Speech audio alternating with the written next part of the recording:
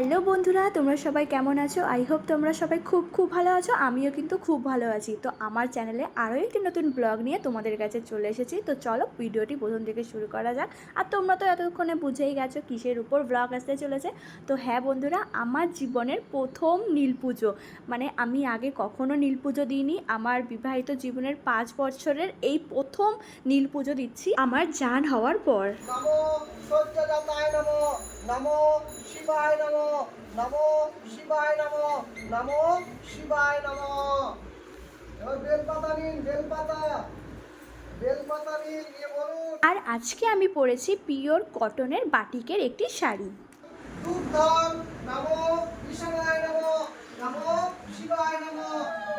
ইদং অলং নমো শিবায় নমো। ইদং হাত জোড় করে প্রণাম করুন। নমো শিবায় শান্তায় করুণাত্ময়ে হেতবে নিবেদয়ামি চাত্তম দম্পতি পরমেশ্বর শিবে প্রণাম করুন। বাবার কাছে কামনা বাসনা যা আছে জানান। তো এখানে তো তোমরা দেখতেই পেলে যে খুব সুন্দরভাবে আমাদের পুজো দেওয়াটা সম্পূর্ণ হলো। আর আমি যখন পুজো দিয়েছি তখন কিন্তু সেরকম ভিড়ই ছিল না, বাট আমি পুজো দেওয়ার কিছুক্ষণ পরই কিন্তু অনেক ভিড় হয়ে গেছিলো। মানে আমি কিন্তু খুব ফাঁকায় সুন্দরভাবে পুজো দেওয়াটা সম্পূর্ণ করেছি।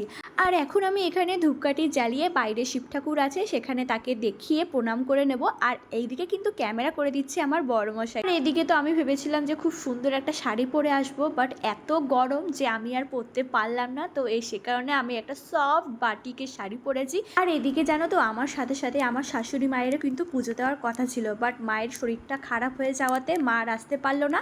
আর একদিকে ভালো হয়েছে, আমার জানকে বাড়িতে ঘুম পাড়িয়ে এসেছিলাম, তাকে দেখারও সেরকম কেউ ছিল না বলে মাই দেখছে।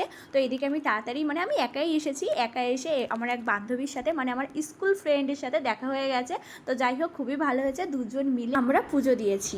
এদিকে আমি জানতাম না যে নীল পুজো একবার শুরু করলে বন্ধ করতে নেই, মানে করেই যেতে হয়। তো ভালো হয়েছে, একদিকে আমার জানা ছিল না, তো জানা হয়ে গেল।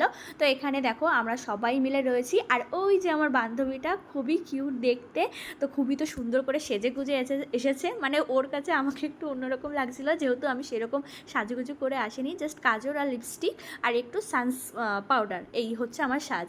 আর এখানে ঠাকুরমশাই আমাদের সবাইকে তিলক, মানে চন্দনের ফোঁটা দিয়ে দিল। আর এখন দেখো, আমি বলেছিলাম না যে কি ভিড় হয়েছে, তো এই দেখো ভিড়। আর আমরা যখন দিয়েছি তখন তো পুরো ফাঁকায় মানে পুজোটা দিয়েছি, খুবই ভালো হয়েছে। আর এখন তো ভীষণই ভিড়, মানে অনেকটা দূর অবধি লাইন হয়ে গেছিলো। তো এখন আমরা একটু ঘিয়ের প্রদীপ জ্বালাবো আমার সন্তানের মঙ্গলের জন্য। তো এখানে তারই প্রিপারেশন চলছে। তো এখানে কমপ্লিট হয়ে গেছে, সব রেডি করা। তো এখন আমি ধরিয়ে ফেলবো, আর তার সাথে নীলবাতিও ধরাবো। নীলবাতিটা বলে ধরাতে হয় সন্তানের মঙ্গলের জন্য। তো অনেক কিছুই জানি না, যেহেতু ফার্স্ট টাইম, ভুল ত্রুটি হতেই পারে। তো তোমরা একটুখানি মাফ করে দিও আমাকে। তো এখানে দেখো কত সুন্দর সবাই প্রদীপ জ্বালিয়েছে, কত সুন্দর লাগছে দেখতে। তো আজকের জন্য ভিডিও এখানেই।